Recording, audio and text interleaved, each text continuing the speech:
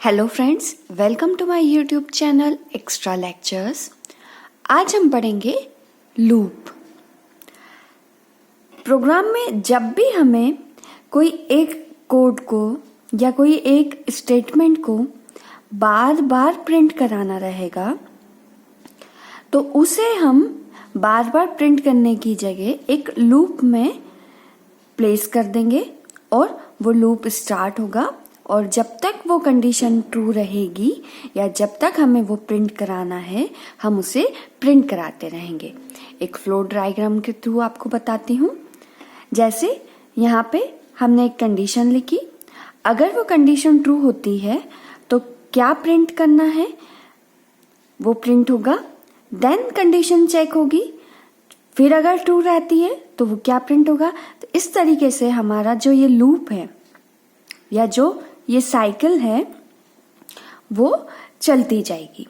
अगर condition false होगी तो वो साइकिल के बाहर आ जाएगा और उस फॉल्स कंडीशन के बाद जो भी कोड लिखा रहेगा वो एग्जीक्यूट होना स्टार्ट हो जाएगा। तो लूप हम कब यूज करेंगे, जब हमें एक स्टेटमेंट को बार बार प्रिंट करना है तो हम उसे बार बार लिखने की जगह एक लूप के अंदर लिख देंगे। इससे लाइन ऑफ कोड भी सेव होगा।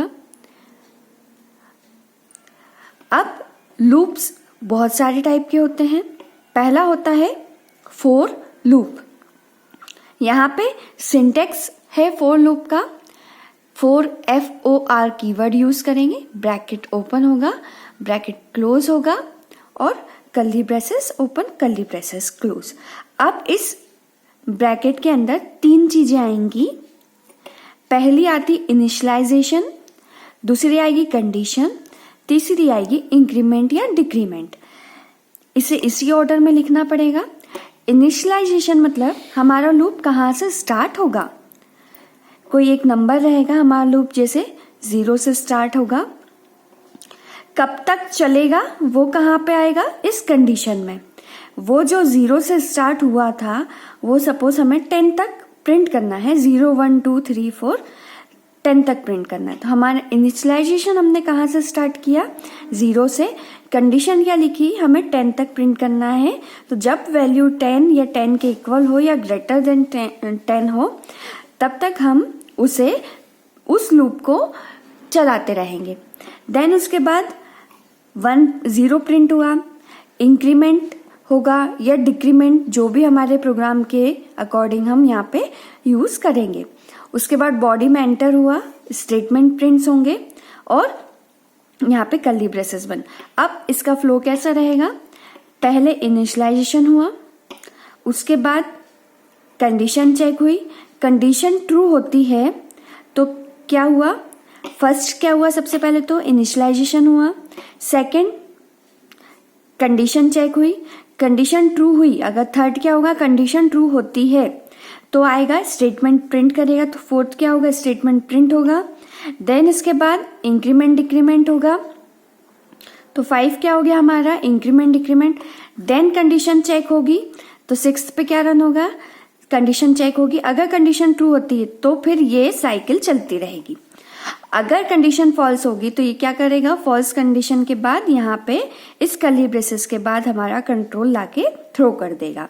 एक फ्लो डायग्राम के थ्रू समझते हैं।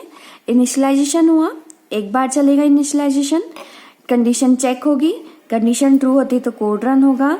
देन उसके बाद इंक्रीमेंट डिक्रीमेंट होगा, फिर उसके बाद इंक्रीमेंट डिक्रीमेंट होने के बाद कंडीशन चेक होगी, ट्रू हुआ तो कोड रन होगा, इंक्रीमेंट होगा। ऐसे ही ये साइकिल चलेगी। कंडीशन फॉल्स हुई तो बाहर आ जाएगा।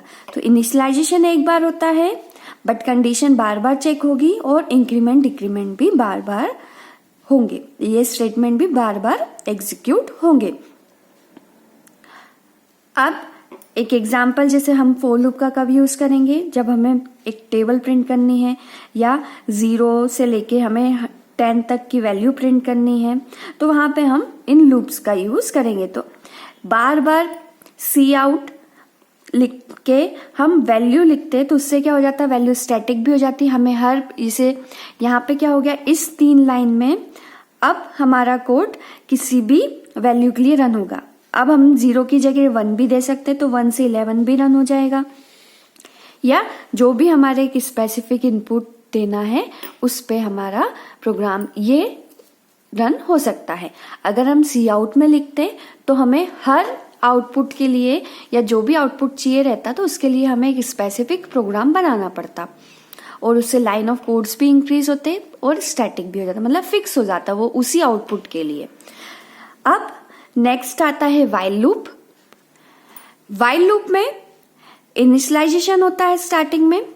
अब यहाँ पे इसका सिंटेक्स आ जाएगा, व्हाइल लिखेंगे, व्हाइल के अंदर कंडीशन लिखेंगे, कर्ली ब्रेसेस ओपन होंगे, स्टेटमेंट रन होगा, इंक्रीमेंट डिक्रीमेंट इस व्हाइल की बॉडी के अंदर लिखाएगा और बॉडी क्लोज हो जाएगी। तो यहाँ पे क्या हुआ, इनिशियलाइजेशन हुआ, व्हाइल कंडीशन चेक हुई, कंडीशन अगर ट्रू रहती है तो स्टेटमेंट रन हुआ, स्टेटमेंट के बाद इंक्रीमेंट डिक्रीमेंट हुआ, देन कंडीशन चेक हुई, ट्रू रहेगी तो ये फॉलो होगा, यही साइकिल चलता रहेगा, और कंडीशन फॉल्स हुई तो डायरेक्ट इस बॉडी के बाहर आ जाएगा, जो भी स्टेटमेंट लिखा होगा वो एग्जीक्यूट होना स्टार्ट हो जाएगा।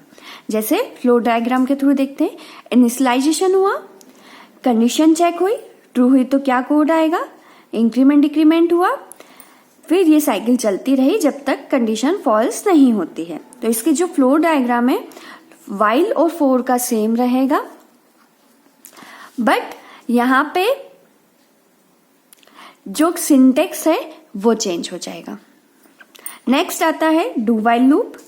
डू व्हाइल लूप में सबसे पहले इनिशियलाइजेशन होता है, देन उसके बाद डू के अंदर स्टेटमेंट रन होने के बाद बॉडी क्लोज, और उसके बाद व्हाइल और उसके अंदर कंडीशन।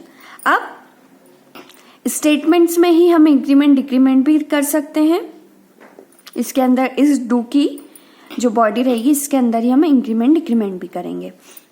तो यहाँ पे क्या हुआ, एक बार इनिशियलाइजेशन चला, देन उसके बाद कंडीशन चेक करे बिना ही एक बार डू चलेगा, डू चला, डू ने स्टेटमेंट्स को प्रिंट करे, उसके बाद आके कंडीशन चेक हुई, अगर कंडीशन यहाँ पे फॉल्स हो जाती है तो कम से कम एक बार तो जो डू के अंदर स्टेटमेंट लिखा है वो एग्जीक्यूट होगा।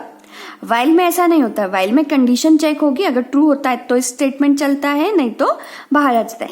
बट डू व्हाइल में एक बार तो जो डू के अंदर स्टेटमेंट लिखा है वो एग्जीक्यूट होगा, देन उसके बाद व्हाइल में कंडीशन चेक होगी, कंडीशन ट्रू होती है तो वो डू के अंदर जो भी कोड लिखा रहेगा वो एग्जीक्यूट होगा, अदरवाइज वो उसके बॉडी के बाहर लाके व्हाइल की जो स्टेटमेंट है इसके बाद वाला स्टेटमेंट को एग्जीक्यूट करना स्टार्ट कर देगा।